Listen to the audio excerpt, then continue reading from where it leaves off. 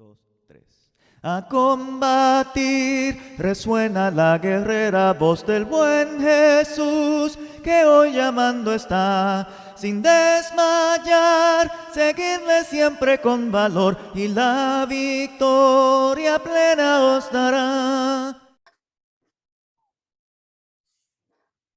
Buenas noches, hermanos. Bienvenidos a este estudio hoy lunes 9 de mayo del 2022. Espero que hayan leído lo que le envié y leyeran el capítulo 1 de Primera de Samuel. De hecho, Samuel como su segundo libro, es un libro entretenido, pero sobre todo de mucha historia del pueblo de Israel. Y es el enlace entre los jueces y los reyes. Porque Samuel viene siendo el último juez que el Señor establece sobre su pueblo. Así que hoy vamos a empezar a estudiar este capítulo 1. Por supuesto, voy a empezar con la introducción, que la vamos a buscar leyendo el versículo 1 en adelante, que dice: hubo un varón de Ramataim Sofín, efrateo, de la serranía de Efraín, llamado Elcana, hijo de Jeroham, hijo de Eliú, hijo de Toú, hijo de Suf. Y tenía dos mujeres, el nombre de una era Ana y el de la otra Penina. Y Penina tenía hijos, pero Ana no tenía hijos. Y este varón subía todos los años desde su ciudad a postrarse y ofrecer sacrificios para Yahvé Sebaot en Silo, donde estaban los dos hijos de Eli, Ofni y Fines, sacerdotes de Yahvé. Estamos viendo al principio tres personajes que son Elcana, Ana y Penina, y que van a un lugar llamado Silo, que van a postrarse y ofrecer sacrificios a Yahvé, y se encuentran allí a los hijos de Eli, Ofni y Fines, que eran sacerdotes de Yahvé, por lo cual es fácil de sacar la conclusión, que también lo vamos a ver aquí en el mismo capítulo 1, que ellos van al lugar donde estaba la presencia de Dios, porque ya a ellos se les había dado la orden que no iban a sacrificar en cualquier lugar, sino en el lugar que Dios estableciera. En este caso, ellos van al tabernáculo de reunión, ¿verdad? Pero no es esta imagen de la cual ahora estamos viendo, porque este es el tabernáculo de reunión cuando ellos estaban peregrinando en el desierto. Y recuerde que el tabernáculo, podríamos decir que era el centro y alrededor estaban las tribus ordenadas en lo estipulado por el Señor. No, ya esa imagen se fue. Ya ellos están en la tierra prometida.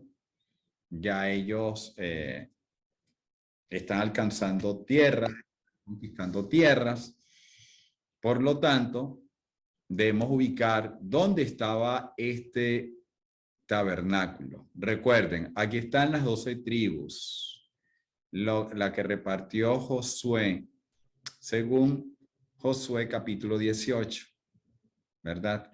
Según Josué capítulo 18 se reparten la Israel o la nación de Canaán en 12 tribus: Aser, Nectalí, Zabulón, Manasés, Isaacar, ¿verdad? Gad, Efraín, por aquí está Benjamín, por aquí, ¿verdad?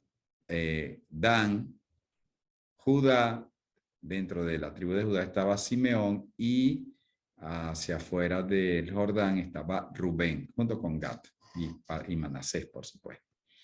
Ahora, ¿dónde estaba ubicado el tabernáculo? Aquí, donde dice Silo, aquí. A ver si lo pueden divisar. Aquí está Silo. O sea que Silo está en la tribu de Efraín, ¿verdad? Silo está ubicada aquí. De manera que para este tiempo de los jueces, todo el pueblo, cuando llegaban las fiestas, ya sea de primavera o de otoño, ellos tenían que ir a este lugar para ofrecer lo estipulado según la Torá. Así que lo que estamos viendo en este momento, en los primeros versículos del capítulo 1 de Samuel, estamos viendo al Cana, a Ana y a Penina dirigiéndose a Silo. Y lo interesante es que ellos son de esa tribu, o sea que el trayecto para ellos no fue tan largo como los que habitaban en Aser o Neftalí, sino que estaba allí en su misma jurisdicción, podríamos decir. Y fueron a postrarse para ofrecer sacrificios a Yahvé de los ejércitos o Yahvé Sabaoth. ¿Okay? Eso es lo que nosotros vemos. Ahora, ¿por qué decimos que está en ese lugar? ¿Y por qué decimos que está en Silo? Porque en Josué, vamos a ir a Josué capítulo 18. Josué capítulo 18 nos dice lo siguiente. Versículo 1 solamente. Y toda la comunidad de los hijos de Israel se congregó en Silo e hicieron levantar allí la tienda de reunión por cuanto la tierra se les había sometido. Ahí está el motivo. Y Jueces, capítulo 21, versículo 19, nos dice más exactamente la ubicación. Capítulo 21, versículo 19 dice, y dijeron, he aquí se acerca la fiesta anual de Yahvé en Silo. Recuerden, eran fiestas anuales. De Yahvé en Silo. Al norte de Belén, ¿verdad? Si pueden ver aquí, voy a buscar vamos a ver, aquí el resaltador. Ok, aquí está Belén. Aquí exactamente, no sé si lo pueden ver, Belén. Está al norte, este es el norte. Al norte de Belén, Belén como, vamos a poner aquí, y Belén, dice, al norte de Belén, al oriente del camino que sube de Belén a Siquén, ¿verdad? A Siquén, al oriente. Aquí no aparece Siquén, aquí está, del camino, pero al oriente, por aquí, Siquén. Aquí está Siquén, pero este es el camino que va hacia allá, hacia el oriente, hacia acá. ¿Qué más dice? Dice...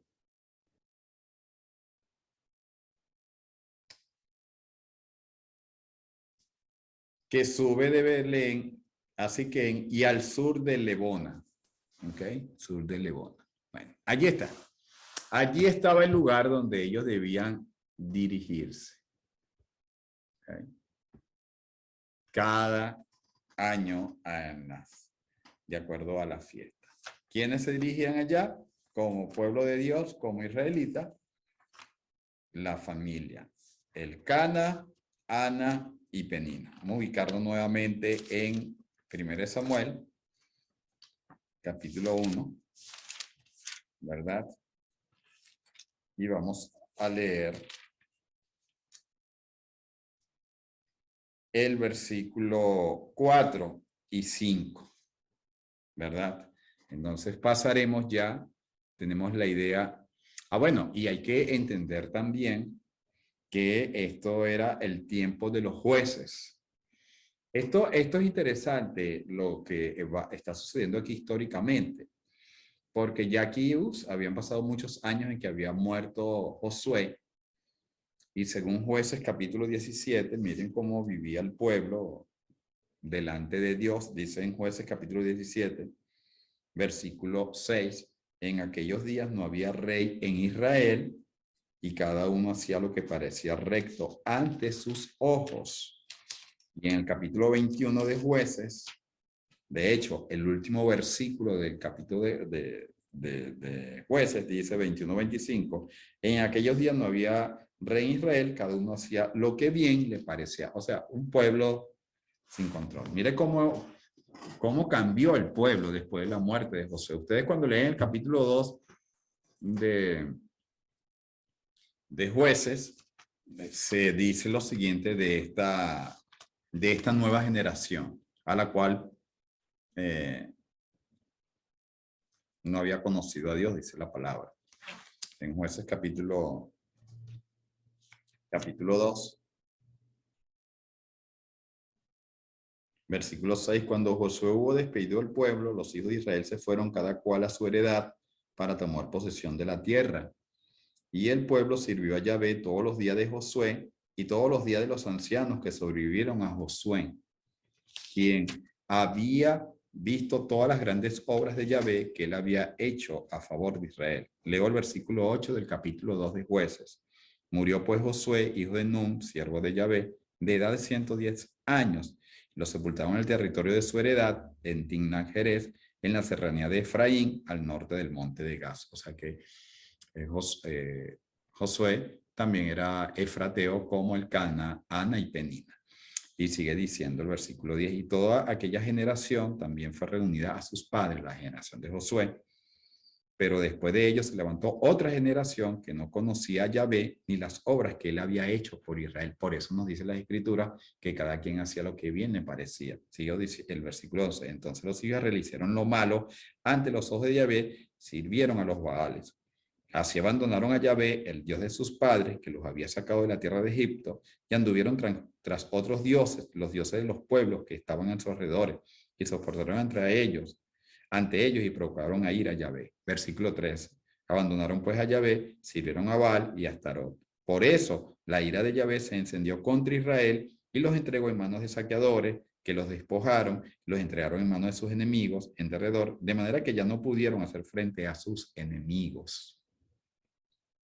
Por donde quiera que salían, la mano de Yahvé estaba contra ellos para mal, como Yahvé había hablado y como Yahvé se lo había jurado, de suerte que se veían en gran aprieto. Versículo 16. Entonces Yahvé levantaba jueces que los libraba de la mano de los saqueadores. Y cuando estamos leyendo el capítulo 1 de 1 Samuel, ese es el tiempo de los jueces. Aún no había nacido Samuel hasta la cita que hemos leído. Y dice el versículo 17 de Jueces 2, pero ni aún a sus jueces escucharon, sino que se prostituyeron tras otros dioses postrándose ante ellos. Muy pronto se desviaron del camino en que anduvieron sus padres para obedecer los mandamientos de Yahvé, pero ellos no lo hicieron así. Y cuando Yahvé los levantaba jueces, Yahvé estaba con el juez y los libraba de mano de sus enemigos todos los días de aquel juez, porque Yahvé se conmovía de sus enemigos a causa de quienes los maltrataban y oprimían. Versículo 19. Pero sucedía que cuando moría aquel juez, ellos se volvían atrás y se corrompían más que sus padres, yendo en pos de otros dioses para servirles y postrarse ante ellos. Y no desistían de sus prácticas ni de seguir su camino perverso. Por lo cual la ira de Yahvé se encendió contra Israel y dijo, por cuanto esta nación transgrede mi pacto, el que ordené a sus padres y no obedecen mi voz, tampoco yo volveré más a desposeer de ellos a hombre alguno de aquellas naciones que Josué dejó cuando murió. Versículo 22. A fin de probar por medio de ellas a Israel, si guardarían o no el camino de Yahvé para andar en él, como sus padres lo guardaron. Por esto Yahvé había dejado a aquellas naciones sin desposeerla de una vez y no le había entregado en manos de Josué. Desde que muere Josué hasta más o menos aquí 1 Samuel, capítulo 1, han pasado alrededor de 360 y tantos de años. Por eso decimos que Samuel viene siendo el último juez, porque debemos recordar que al seguir nosotros leyendo el libro de Samuel nos vamos a dar cuenta que ellos piden un rey y se establece a Saúl. Simplemente estamos haciendo la introducción para nos ubiquemos qué está sucediendo. El Cana, Ana y Penina pertenecían a la misma tribu de Josué, vivían en el tiempo de los jueces, en donde cada quien hacía lo que bien le parecía, el pueblo estaba sumido en la idolatría, pero habían personas que tenían cierto temor de Yahvé, como siempre va a haber, ¿verdad? Y ellos iban a postrarse en el tabernáculo en sí. Ahora, lo que vamos a hacer después de esta introducción es, vamos a considerar la primera parte. Vamos a hablar de el Cana, Ana y Penina. Dice el versículo 4, llegó el día Llegado el día, el Cana ofrecía su sacrificio y daba porciones a su mujer, Penina, a todos sus hijos y a todas sus hijas. Tenía varios, ¿verdad? Versículo 5. Pero a Ana le daba una porción doble, porque él amaba a Ana a pesar de que Yahvé había cerrado su matriz. Y su rival la provocaba con porfía. Voy a buscar la versión Reina Valera, porque para que ustedes entiendan porfía, sabemos que cuando una persona es porfiada, insiste, insiste, insiste. Esto es lo que hacía Penina. Penina siempre conseguía la ocasión para hacer sentir mal a Ana. Dice la Biblia de las Américas, y su rival la provocaba amargamente para irritarla, porque el Señor no le había dado hijos, dice la Reina Valera. Y su rival la irritaba enojándola y entristeciéndola, porque Jehová no le había concedido tener hijos. Y así hacía cada año, versículo 7, irritándola cuando subía a la casa de Yahvé, y ella lloraba y no comía. Imagínense la triste vida de Ana. Y en medio de todo este conflicto está un hombre. Nos hace recordar un poco a Jacob, ¿verdad? Cuando tenía sus dos hermanas en su propia casa. Por eso no les recomiendo que tengan dos esposas. Con una es suficiente, ¿ok? Bueno, sabemos que estamos en una nueva dispensación, ya no es permitido, pero imagínense si en estos tiempos nosotros, aún siendo hijos de Dios, tenemos situaciones a veces delicadas con nuestra pareja, ya sea el hombre o la mujer, ¿verdad? Imagínense teniendo a otra persona allí. Es tremendo esto. Y sobre todo, cuando nos damos cuenta que Ana no está pasando por una situación en la cual uno podría decir, bueno, ya esto se me va a pasar, en cualquier momento el Señor me va a ayudar a superar esta situación. No, nada de eso. Aquí no se ve esto. La Biblia nos está diciendo aquí en el versículo 5 que Dios había cerrado su matriz. O sea, Ana era completamente estéril. Pero su esposo, a pesar de que Ana era estéril, nos dice la Sagrada Escritura que su esposa la amaba, es decir, la amaba más que a Penina. ¿Y qué traía esto? La envidia, hermano, la envidia. ¿Y cómo Penina se desquitaba de eso?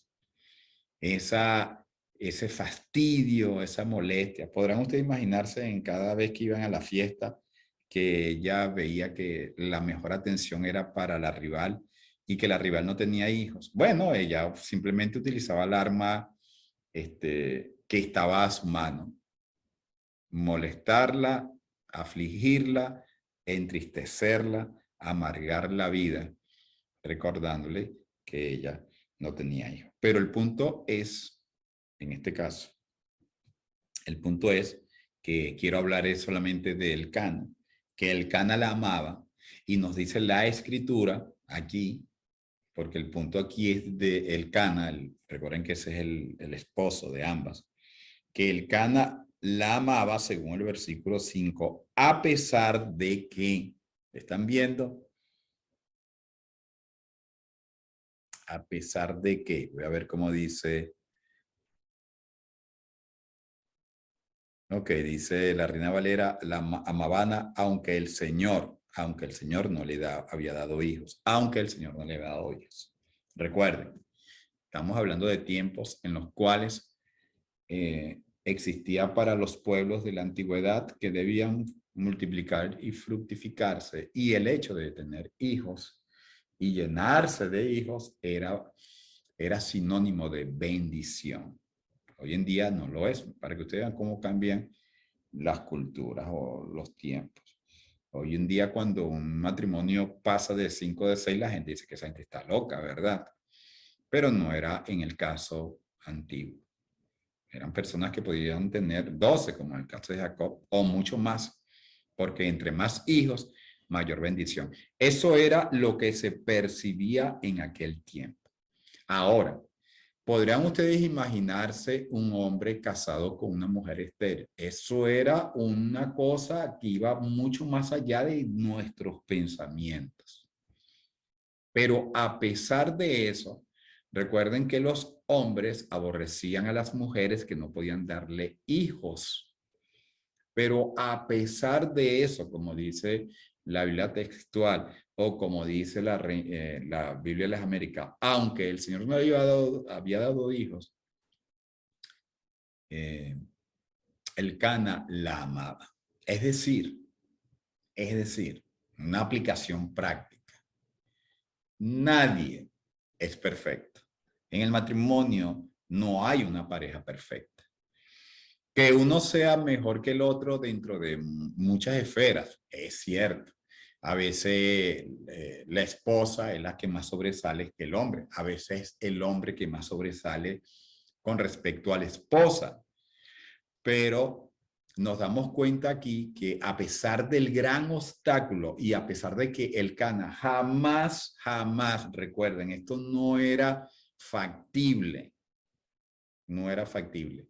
El Cana sabía que Ana iba a morir sin hijos, iba a ser una anciana sin hijos, pero él la amaba. Este es un mensaje para nosotros, en este caso para nosotros, los hombres, pues, que a veces vemos defectos en el cónyuge, en la esposa, a veces vemos algo que no nos gusta y nos llenamos de molestia o tratamos de rechazarla. Y no es así, o no debe ser así, porque todos tenemos por dónde cojear, porque nosotros como maridos ahí debe haber algo que tampoco a la esposa le guste, pero ahí está ella.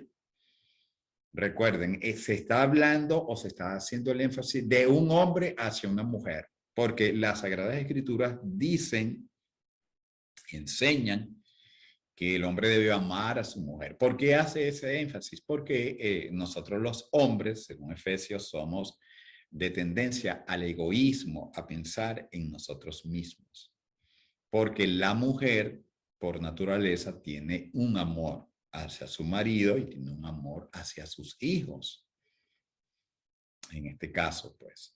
Pero vemos a un hombre que a pesar de que no iba a cumplir Ana los deseos de su vida en él, de darle hijos, porque por eso un hombre se casaba, él la amaba. Esto es maravilloso, saber esto.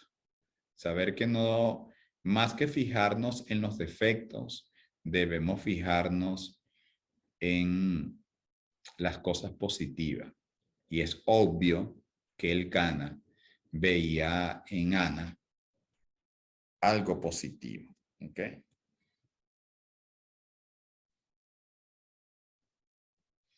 Recuerden que los nombres a veces tenían como cierta relación con la persona. No necesariamente ahora es así, pero Ana es como, viene de una raíz hebrea que significa misericordia, o sea que era, a lo mejor era de un espíritu posiblemente, y nosotros leyendo nos vamos a dar cuenta que es así. Era una persona piadosa, ¿verdad? Ok. Mientras que Penina es un nombre hebreo que significa la de pelo largo, a lo mejor de una cabellera, wow, que cuando se echaba el champú y movía esa cabeza para allí para acá, wow, el hombre quedaba impactado, ¿verdad? Pero no era eso, el cabello no era suficiente. El Cana se inclinó por tal vez el espíritu que tenía Ana. Y Penina no podía superar eso. Y ella, en medio de todo ese ambiente, bueno, tenía una actitud completamente mala hacia su amiga, porque tenían que ser amigas en este caso. Vemos entonces en esta primera parte del capítulo 1, el Cana tenía preferencia sobre una y por general, cuando se tiene preferencia, hacemos al otro peor. Así que hay que tener cuidado también con las preferencias. Tener cuidado con eso. Bueno, en su segunda parte vamos a ver aquí lo que dice el versículo 6. Y su rival la provocaba con porfía para irritarla porque ya había cerrado su matriz. Entonces, ¿en qué descansaba Penina en su vida? ¿Cuál era el plan de su vida? Hacerle la vida de cuadritos a Ana.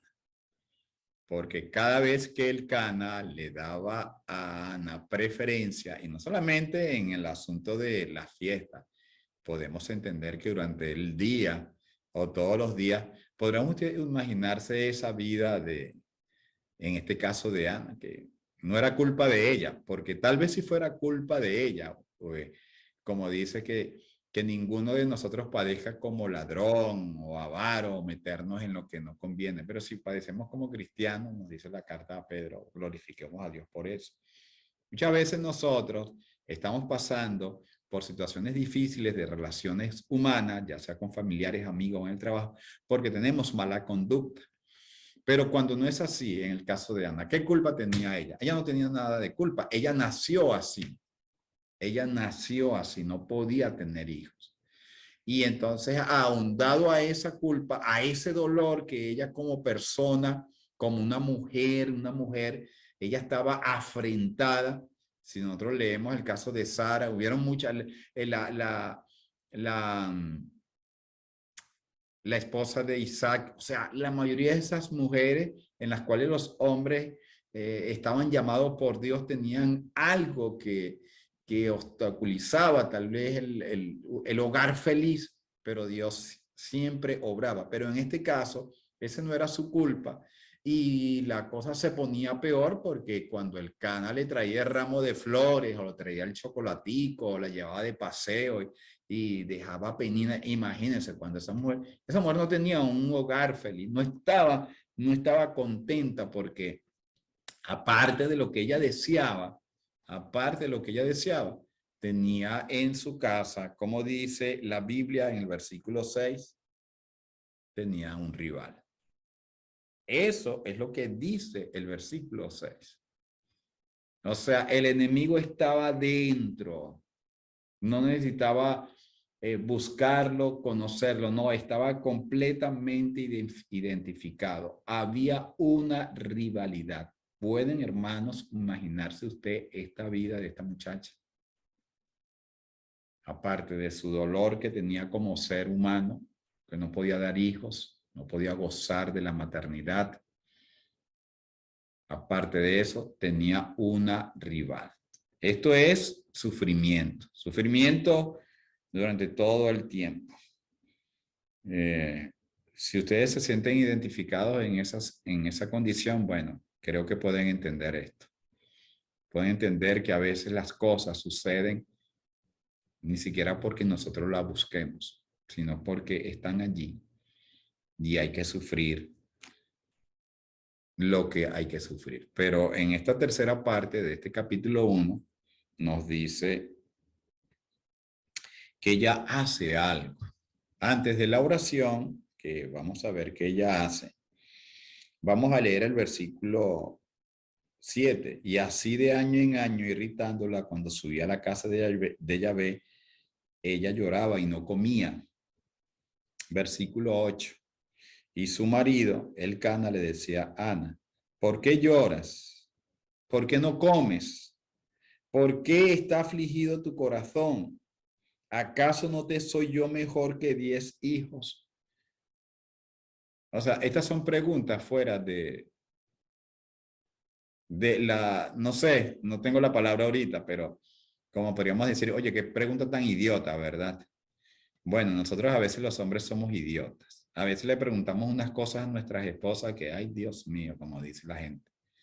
Que bueno, pues, como que, uy, no, qué preguntica, ¿verdad? Qué preguntica, ¿por qué lloras? Él sabía por qué lloraba. ¿Por qué no comes? Él sabía por qué no comía. ¿Por qué está afligido tu corazón? Él sabía por qué estaba afligido su corazón. ¿Acaso no te soy yo mejor que 10 hijos? No, no. O sea, Ana no le respondió. Imagino que ya estaba cansado de oír lo mismo. Pero por supuesto, el hombre está preguntando porque también está preocupado. O el hombre le está diciendo, en otra manera de decirlo, pero no sigas llorando, no llores por eso. A veces nosotros, para consolar a nuestro cónyuge, el remedio es peor que la enfermedad porque decimos cosas fuera de lugar. Pero ¿por qué? E incluso nosotros como hombres decimos, pero ¿por qué estás llorando? ¿Por qué tú estás en esa condición? Nosotros a veces no podemos entender y no vamos a entender a las mujeres. Las mujeres no hay que entenderlas, como siempre nos decían a nosotros antes de casarnos, a las mujeres no hay que entenderlas, hay que amarlas. Él no podía entender por qué Ana decía, bueno, no tengo hijos, pues. Un hombre diría, bueno, no tengo hijos, está bien, no tengo hijos. Voy a comer empanada, voy a hacer lo que sea. ¿Verdad? Me voy a quedar viendo televisión. No, este no era la meta, el propósito principal de la vida de Ana, era tener hijos. En este caso, él no era mejor que 10 hijos. Y esto también nos lleva a otro punto. Y con esto termino, vamos a dejar los siguientes versículos para el próximo miércoles, que nosotros a veces, sobre todo en ese tiempo de cuando se está recién casado, que uno está con su esposa, que uno está disfrutando, uno está saliendo y de repente la esposa salió embarazada y bueno, y uno sobrellevando el embarazo y cuando nacen los hijos uno dice, ¿qué pasó aquí? Ya la mujer ya no está pendiente del marido, está pendiente del hijo. Y si viene otro y son 2 o 3, ya la mujer se dedica a los hijos y al esposo de vez en cuando. De vez en cuando ven la televisión juntos, de vez en cuando salen. Y la esposa con sus cachorritos, ¿verdad? Y uno siente celos y uno dice, ya la mujer no me ama. Pero es que hay que entender, hay que comprender que el asunto no es así. Bueno, sí es así. Cuando digo que no es así, en el sentido de que no es que no te ama, sino que no, sí te ama. Pero en este caso, ama más a los hijos. Eso también hay que verlo, hay que aceptarlo. O sea, es algo natural. Es algo natural. Y él dice, yo no te soy mejor que 10 hijos, señor. ¿A quién se le ocurre decir que él era, o sea, él se sentía, qué sé yo, Brad Pitt, Arnold, ¿verdad? Schwarzenegger, Sylvester Stallone, una cosa de esa. Se sentía como, wow. Pero si yo soy mejor que 10 hijos, nada. Ningún hombre es mejor que 10 hijos. Ningún hombre es para una mujer casada, ningún hombre es mejor que 10 hijos. Claro, estamos hablando de mujeres con una mentalidad sensata, porque hay mujeres que por estar detrás de un hombre abandonan a los hijos. Ya eso es algo que perdieron el afecto natural. Así que vemos este conflicto, vemos que Ana no importa la atención que le daba a su esposo, no importa, ella tenía una cónyuga y ella no podía quitársela a menos que acudiera al Señor. Y vamos a dejar esta parte 3 para el próximo miércoles con el favor de Dios. Así. A la batalla, oh cristiano, con el escudo de la cruz. Sé buen soldado, pues a tu lado está el príncipe Jesús. Él con su gracia te sostiene y con potencia sin igual su brazo extiende y te defiende en esta lucha contra el mal.